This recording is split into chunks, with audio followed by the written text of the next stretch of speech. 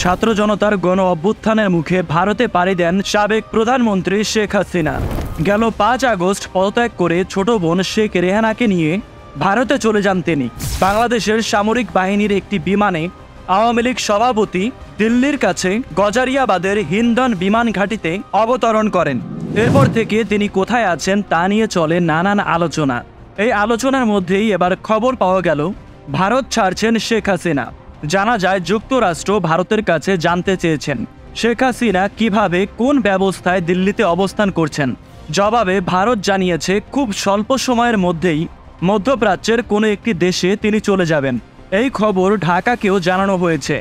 বাংলাদেশের অন্যতম জনপ্রিয় সংবাদ মাধ্যম মানবজমিন এক প্রতিবেদনে এ খবর জানিয়েছে।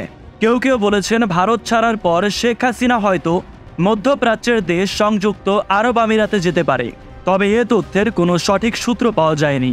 শেখ হাসিনার সঙ্গে থাকা কূটনৈতিক পাসপোর্টও বাতিল করে দিয়েছে সরকার। এ ধরনের পাসপোর্টধারীরা ভিসা ছাড়া ভারতে ৪৫ দিন অবস্থান করতে পারে। ইতিমধ্যে ভারতে শেখ হাসিনা প্রায় 2 মাস ধরে অবস্থান করছেন। কূটনৈতিক পাসপোর্টে তার বৈধভাবে অবস্থানের মেয়াদও শেষ হয়ে গেছে। এখন তিনি কোন স্ট্যাটাসে দেশটিতে অবস্থান করছেন তা এখনও পরিষ্কার নয়। ভারতের পক্ষ থেকেও বিষয়টি খোলসা করা হয়নি।